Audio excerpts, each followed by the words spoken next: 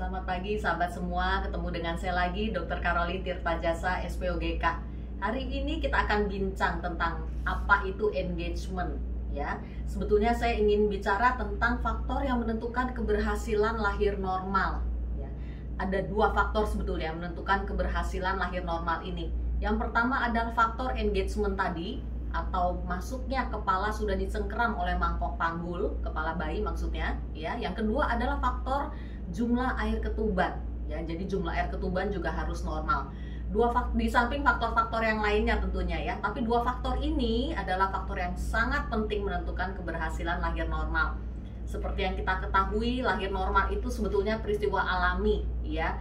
Biasanya dokter-dokter ahli yang sudah berpengalaman bertahun-tahun, kita sudah tahu nih kira-kira nih pasiennya bisa lahir normal atau tidak ya. Kita bisa lihat biasanya kalau sudah bertahun-tahun kita praktek ya. Nah, itu biasanya yang pertama menentukan adalah engagement ini. Engagement ini biasanya kalau pada ibu-ibu yang hamil pertama ya, terjadinya di usia hamil 35 minggu. Biasanya saya bisa kasih kesempatan tunggu sampai 37 minggu usia kehamilan. Engagement harus sudah terjadi. Nah, apa itu engagement? Kita lihat gambarnya berikut ini ya. Nah, ini dia engagement. Jadi engagement ini adalah turunnya bagian terbawah bayi masuk ke mangkok panggul ya. Jadi sudah dicengkeram. Misalnya presentasi kepala ya, kepala bayi itu sudah turun masuk ke mangkok panggul, sudah dicengkeram ya. Kalau kita lakukan periksa dalam ya, biasanya sudah teraba kepala bayi ya, sudah di HOTS 2 kita bilangnya, atau HOTS 1 2 lah minimal ya. Nah, kemudian kalau kita dari periksa luar, palpasi, kepala itu sudah tidak bisa digoyang lagi, sudah engage namanya ya. Kemudian kalau dari periksa dalam tadi juga retropubic space ini kelihatannya dari periksa dalam ya, itu sudah diisi oleh kepala bayi. Jadi benar-benar dia sudah dicengkeram oleh mangkok panggul. Ini namanya engagement ya dalam obstetrik. Nah, sekarang kita lihat gambar lebih jelasnya. Nah, seperti ini ya, kita lihat nih. Yang namanya engage itu kepala, ini garis putus-putus ini adalah pelvic brim atau permukaan atas pelvic mangkok panggul ya, permukaan atas mangkok panggul. Jadi kalau namanya engage, kepala itu sudah turun melewati permukaan atas mangkok panggul ini engage ya.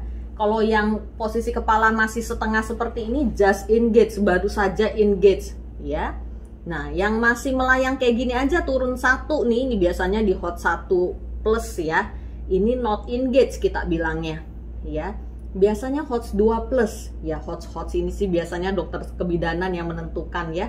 Tapi hanya ingin memberi gambaran yang namanya engagement itu, kepala itu sudah turun melewati mangkok panggul, sudah dicengkeram, melewati pintu atas panggul sini. Ini namanya engage ya.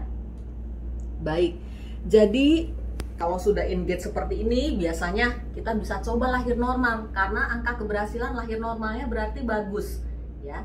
Nah, engagement ini juga kita pakai untuk menentukan keberhasilan VBAC tadi ya. VBAC ini adalah keberhasilan lahir normal pada pasien-pasien yang pernah sesar sebelumnya ya. Jadi selain engagement, jangan lupa faktor yang kedua tadi adalah jumlah air ketuban. Karena jumlah air ketuban ibaratnya dia seperti shock breakernya dan pelicinnya ya, jumlahnya harus cukup.